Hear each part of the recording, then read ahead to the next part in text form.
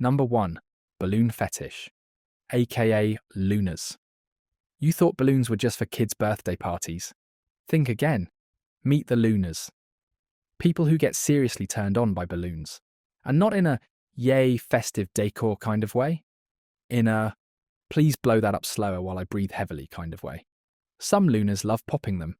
Others consider that balloon murder and prefer to cuddle with them like inflatable lovers. The shape, the smell, the sound, the tension. It's like edging but for party supplies. There's even a subgenre, popping with heels, bare feet, or other body parts. The balloon community is divided on this, real beef. And look, no shame.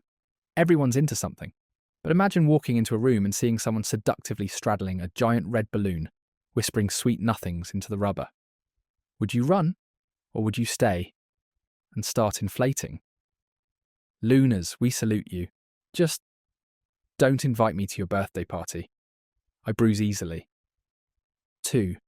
Objectophilia, in love with inanimate objects. Objectophilia is the romantic or sexual attraction to things. Not people, not pets. Objects. Buildings, vehicles, fences. Anything with a hard surface and no emotional availability. So basically your ex, but stationary. The most famous example, a woman who married the Eiffel Tower. Like, legally changed her last name to Eiffel. And apparently she consummated the relationship somehow. We're not going to ask questions, but it's not always about sex. For many objectophiles, it's emotional. They genuinely feel loved by the object. Some say they can sense the object's energy, spirit, or personality. Which makes you wonder, what does your toaster think of you? And yes, this extends to objects like amusement park rides, bridges, even fences. Someone out there has looked at a picket fence and said, damn, that's my soulmate. So next time you're feeling down about dating apps, just remember, someone out there is in a committed relationship with the Berlin Wall. And frankly, that wall probably texts back faster. 3. Sploshing, food play. Sploshing is the kink where food and pleasure collide. Literally. It's the act of smearing, pouring, or getting covered in food for arousal.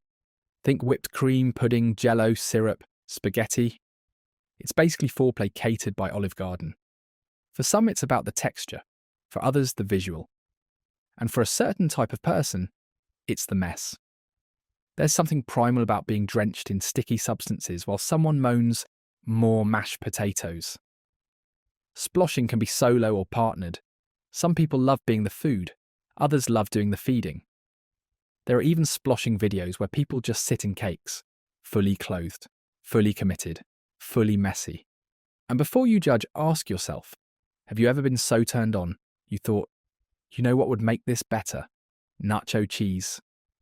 It's absurd, it's indulgent, and it's not covered by your standard cleaning deposit. So if your kitchen's always a little sticky, and you're unusually excited about grocery shopping, you might be a splosher. 4. Furry macrophilia, giant animal people. Let's break this down. You've probably heard of furries, people who get turned on by anthropomorphic animals. But now, let's add a twist. Giant anthropomorphic animals. That's furry macrophilia, a kink where someone fantasizes about being dominated, crushed, or carried away by a huge, human-like animal character. Think King Kong, but with a six-pack and a seductive purr. This kink lives online in forums, fan art, and comics with titles like Mega Wolf Ravages the City and My Dignity. Sometimes it's about feeling tiny and powerless. Other times it's pure escapism. A world where you're stomped on by a sexy, 60-foot werewolf in cargo shorts. The internet is wild. And don't assume it's always sexual. For some, it's just emotional connection with a towering tiger in thigh-high boots. Look, some people want to feel small in the world. Others want to be stepped on by a cartoon fox with biceps. Either way, we support your right to be gently smushed. 5. Crush fetish. Stepping on stuff, and sometimes people. Crush fetish is exactly what it sounds like. The act of getting turned on by crushing things. With your feet, shoes on, shoes off, barefoot on a banana, high heels on a toy car. Whatever's underfoot, somebody's watching and whispering, harder. There are two flavors of this: soft crush, like food or objects, and hard crush, which is banned in many countries for good reason. We're not going there. For most, it's about the visual: power, destruction, dominance. The idea that you're so strong and sexy you can destroy things without even trying. It's the opposite of tiptoeing.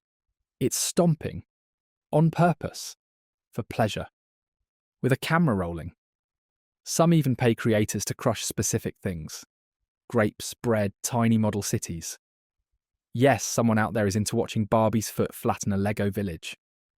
Honestly, it's giving tiny dictator energy, so if you've ever felt weirdly powerful stepping on a leaf just right, congrats, you may have just unlocked a whole new revenue stream. 6. Armpit fetish. The kink that lives right between deodorant and desire. Or, if you want to sound fancy, masculacnia. Which sounds like pasta, but no, it's pits. Some people get turned on by the look, some by the smell, others by licking, kissing, sniffing, or even being dominated by someone's underarm. To them, it's intimate, raw, unfiltered, like the forbidden fruit of the body, hidden, sweaty, and always kind of taboo. There's even debate: hairy versus shaved, natural scent versus spritzed with body spray. For some, it's pheromones. For others, it's a power thing. The vulnerability of raising your arms and saying, "Have at it." And listen, if you're already going downtown, what's a quick detour to the pit stop? To armpit lovers, it's not gross and it's gourmet. So next time someone lifts their arm around you and you feel something, don't panic. You might just be an unwoke pit enjoyer. And that's okay. 7. Vorophilia. Being eaten, literally. Vorophilia, or vor, is the kink where someone fantasizes about being eaten whole or eating someone else. No, not in a cannibalism way. In a giant swallows tiny person alive, and it's somehow erotic kind of way. It's less about blood and more about consumption. The idea of being fully devoured, absorbed and helpless inside someone else. A lot of vor content lives in animated art or fantasy roleplay. It's big in the same online corners that brought you anime waifus and dragon hybrids. Sometimes it's symbolic, like a desire to be consumed by love, lust or domination. Other times, people just want to live inside a sexy stomach. There's soft vor, no harm, just cozy digestion vibes, and hard vor, which is for a different kind of viewer. It's weird, yes, but also kind of poetic. Because deep down, don't we all want to be wanted so badly, someone could just eat us alive? Just maybe not literally. 8. Financial domination. Findom. Welcome to the kink where giving money is the turn-on. Financial domination, or findom, is when someone, usually a submissive man, gets aroused by sending money to a dominant, with nothing in return except the rush of being drained. It's the only kink where losing money makes you harder. The dominants, often called money doms, or cash masters, demand tribute, humiliation, and control over your wallet. Some submissives hand over passwords, bank info, or full-on paychecks, just to be told they're pathetic and broke. And they love it. For some, it's about power dynamics. For others, the thrill of surrender. And for a few, it's just easier than dating. There's no touching, no nudity, just the raw, twisted pleasure of watching your credit card bleed for someone who calls you a loser. It's capitalism meets kink, and it's surprisingly common. So if your rent's late and your bank account mysteriously empties every time you see a woman in thigh-high boots, you might be in too deep, or exactly where you want to be. 9. Adult baby, yes, diaper lover, ABDL. This one lives at the intersection of kink and regression. It's exactly what it sounds like. Grown adults role-playing as babies, diapers, bottles, pacifiers, the whole nursery fantasy. Some find comfort in the innocence and care of babyhood. Others are aroused by the helplessness, the submission, or the taboo. It's not always sexual. For many, it's therapeutic, a way to escape adult responsibilities and be nurtured. Think of it as a very niche form of stress relief. There are entire online communities for ABDL. People design adult-sized cribs, high chairs, and onesies. And yes, diaper changes are a thing. Don't ask unless you really want to know. To outsiders, it's absurd, but to participants, it's about trust, safety, and complete vulnerability. So next time you're stressed about taxes, rent, and existential dread, just remember, someone out there is being rocked to sleep in a diaper by their partner and calling it foreplay. We all cope differently. 10.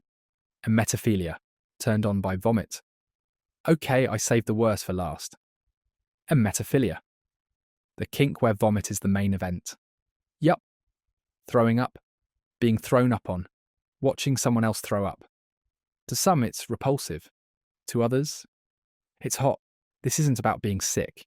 It's about losing control. The mess, the intensity, the rawness of it. There's even a sub-fetish for people who only like it when someone throws up from too much pleasure. Let that sink in. Or don't. It's rare. It's taboo. And it's definitely not something you want to Google while eating. But hey, humans are endlessly creative when it comes to turning literally anything into a kink. So if you've ever had a partner moan, "I want to taste all of you," and you thought, please don't mean it literally, this kink is not for you. And if this one made you gag, congrats, you're still within the realm of the sexually sane.